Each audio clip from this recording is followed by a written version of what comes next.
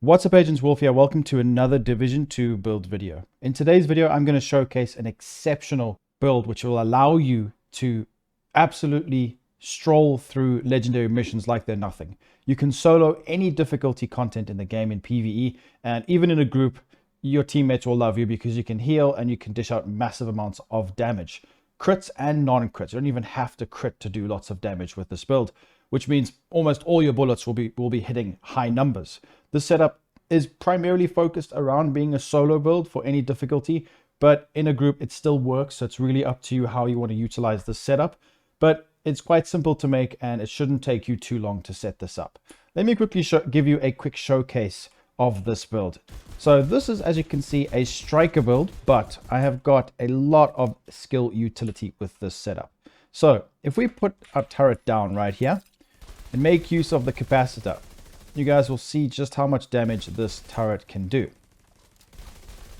So once everything is stacked up, we'll go to armor right on this guy. So our turret hits over 136k a shot, which is significant. Not only that, but we can heal ourselves really quickly. Now obviously you can heal your skills or your teammates. Have a look at that. Not just that, but we can also hit really hard with our gun, because we're using a striker. Over 600k a shot. You can melt your way through NPCs like they are butter. Even to the body, you can melt these NPCs like nothing. Over 400k a crit to the body, which is immense. So high amounts of skill damage, weapon damage, and healing all in one for a perfect solo or group-based PvE build for the most difficult content in the game. Let me showcase exactly what I'm using and give you a brief explanation, then you guys can enjoy some gameplay. Quite simple. We're going to be making use of the capacitor with technician specialization to get an extra skill tier. You can put skill healing or damage on the specialization choices. It's up to you. As long as the weapon type you're going to be using is activated, the damage increase, shall I say. The capacitor is great when rolled with damage to targets out of cover, just for a little bit of extra DPS. It's up to you. You can have something else there. It's not mandatory. This weapon is great because we get extra skill, we get extra weapon damage for having yellow cores, which is nice. And also we can stack a lot of skill damage with this gun. It hits hard and it also allows our skills to hit hard. It's the perfect gun for this. The lefty shotgun I didn't use in the gameplay because you can utilize this to get your stacks of striker up, but you can use an LMG. It doesn't matter. Use whatever LMG you want. I recommend it because they're really quite good. I do like the L86 for burst damage. It's probably the best LMG for burst damage. RPK is great, new reliable if you guys want some weapon handling. It's a great weapon. Give this one a try, but it's really up to you. It depends on what gun you want to utilize. Now, you don't even have to use the capacitor. I would recommend it, but there you can use like the Perfect in Sync assault rifle. It really just depends on you. The test subject, this works really well. It doesn't matter. There are so many viable weapons in this update. It's really up to you. Then the Orbit pistol for more crit damage. You can go for the one that gives you an extra skill tier if you are lacking a skill tier, but I guess that's where we can start off talking about the pieces. It's really just dependent on you. If you want 3 skill tiers, 4, 5, 6, if you want to go for more damage, some more blues, you can decide on that yourself. You can tweak the build to suit your own playstyle, but I would recommend making use of the pieces that I'm making use here and how many skill tiers I've got here as well. So I've got 6 skill tiers, because we want to make sure our skills are doing their jobs and doing them well. So it's going to be quite simple, guys. We have got the Ninja Bike backpack to unlock the extra bonuses from the brand set and the gear set. I put this on in the hope of kind of balancing the damage, the skill damage, the healing, and I think it's actually exceeded my expectations. So the 3-piece striker is going to be not the chest piece, but the mask, gloves, and knee pads. This unlocks the full 4-piece bonus, extra damage, which is quite significant. Normally, I would state you would need to use a striker bag, but in this case, this is a must-have because we get very good bonuses from these 2 pieces. And as you can see, we've got the 2-piece bonus from Murakami, which is 30% repair skills, which helps because I have got a healing drone and a damage turret. You don't have to use those skills. It's on you. But when I show you the talent that I'm using here, it makes sense because kinetic momentum increases skill repair skills, and skill damage, and it doubles if you have each one active. You'll see 2 of the icons up. When they're both full, that means you're getting the full amount of damage.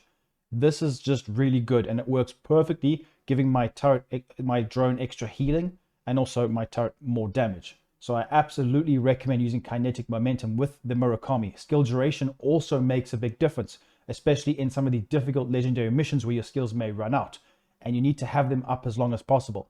So skill duration and repair skills 30%. You may be thinking to yourself, what about the Alp Summit? Only has 20% repair skills, but 30% skill duration. So it's up to you. You can use that. There are many different pieces you can go for, but for my testing, this is just the best.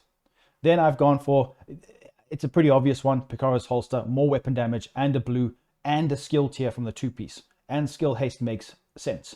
So everything we're getting makes sense in this build. We're unlocking the full potential of Striker for that ridiculous damage from our weapon so we can hit hard. The chest piece is giving us more skill duration and repair skills, because so will the actual chest piece talent will give us more repair skills and skill damage to help our skills. So the chest piece will go more towards the skills, unlocking their potential.